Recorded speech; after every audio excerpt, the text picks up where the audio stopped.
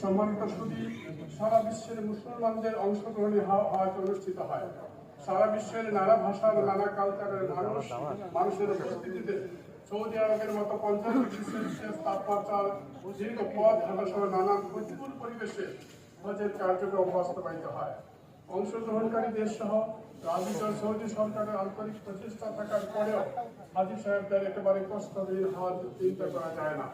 সেই জন্য আমরা সম্মানিত হাজী সাহেবদের অনুরোধ করব, আপনারা সর্বোচ্চ সংযম এবং ধৈর্যের সঙ্গে হজের আমল সমূহ আদায় করবেন।